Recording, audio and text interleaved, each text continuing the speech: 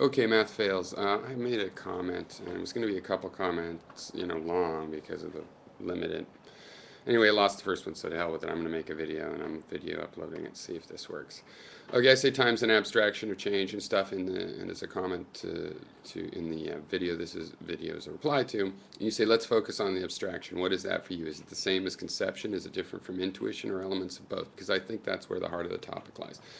Well, I mean, what is an abstraction? I'll just tell you what I think an abstraction is, because I think there's straightforward definitions of this, basically, in image processing.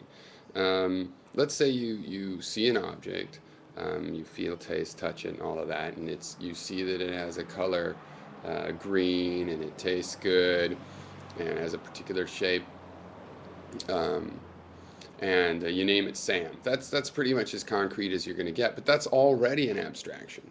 Why? Because you had all of these separate perceptions. So it's more concrete to say it was a particular color, and I'll call the color Sam. When you've called the color green, you've already made an abstraction between all these perceptions that you get that are similar, and you say, well, those are green, perceptions of green. And to the degree that they're different, you invent concepts of shade and whatnot like this. So you've already made an abstraction. So anyway, then you see all these other similar objects to the one you've named Sam, and you decide to call all of them apples. So apple is a slight abstraction already from these concrete things. And as you do this and you bring in other fruits, you get concepts like fruit, which are abstractions over all of these kinds of objects, and you start to define what you're generalizing over with fruit. And you might go edible things, and then you start using from all of these different abstractions, and you start to be able to combine the abstractions at different levels and get further abstractions. And let's say you reach all the way to the concept of chemical nutrition. Well, then you still have an abstraction, and people might want to talk about this essence, but you still have an abstraction. I mean, an abstraction like time is taken from all of these perceptions and trying to come up with a question to what is this behaving as if it is. What is it? It is behaving as if there's time. That's one way of putting it. It's also behaving as if there's change, and they're obviously related, but we get these concepts from abstracting the same stream. And of course there's variable abstractions, and you get to decide where you draw the lines. And you do that, for practical reasons, obviously, because you're going to use these ideas in analysis. But as far as what abstractions are, no, they're not intuitions. The whole confusion, I think when somebody finally just looks at things as they are, non-dualistically, everything is change, every facts are relativistic, data is always skeptical, then you start to realize, no, this isn't a big confusing thing. Where do abstractions come from? See, the problem, I think, with the history of Western science, saying where do abstractions come from, has started with the assumption that abstractions are so good and so pure and so reliable and just like God's ideas. Where did they come from? But they're not that good. That's why I don't like the metaphysical angle. They're just abstractions like fruit. But you get to a certain point where it's so refined, you say something like A equals A, and you pretend that you don't need apples and oranges and people and stuff, things to be you pretend that the concept of variable doesn't refer to concrete things. In fact, it does. It's just somewhat indirect, but it doesn't matter if it's a million layers away from the concrete things. It's still abstracted from all of those concrete things. And it's like with time, saying that we can't or don't get a sense of time from experiences or from checking with nature. See, I find that funny because the closest I could get to testing that is if in a meditative state where I'm trying to calm my mind from all perceptions and I'm just trying to have it be calmed. And of course I believe there is a perception in this null state. It's not really null, it's a ground state. We use it as our 0 point of calmness, but in reality there's all these brain waves and these, you do have a sensation of existing. But if you do that really well, what happens to your sense of time? You lose it, or time seems to slow or even stop.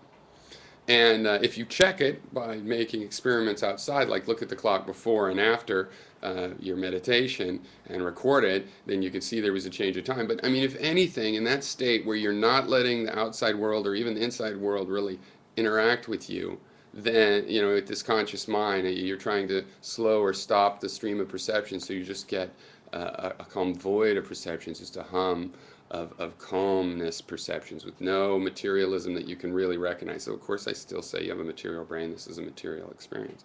But anyway, in that state, how are you going to deduce time? No, it's when you wake back up and go about your day, that's when you're going to deduce time. So it's interaction with the world that implies time. If you really could be put in a void, like an isolation chamber where you got no sensual experiences from the time you were a developing baby, yeah, I don't think you'd think. I don't think you'd have any coherent thoughts. Whatever thoughts you'd have would be like due to the static electricity discharges of your mind or something where they're sporadic and so incoherent you wouldn't hardly even call them insane. They'd simply be just noise in the brain. I don't think you'd form an actual thought without the stream of perceptions. I think the mind is kind of like, what if it's like a big ball of springs? And the springs on the outside of it are our senses. And when they start to wiggle, they're hooked to springs underneath. And things inside can wiggle.